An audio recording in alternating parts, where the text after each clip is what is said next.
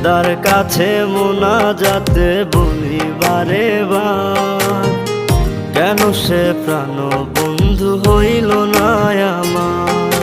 খোদার কাছে মোনাজাতে বলি বারে বার, কেন সে প্রাণ বন্ধু হইল না আমার। নই কি আমি তার যোগ্য, নাকি আমার এমন ভাগ্য, এত ব্যথা সইতে আমি পারবো না যে আর।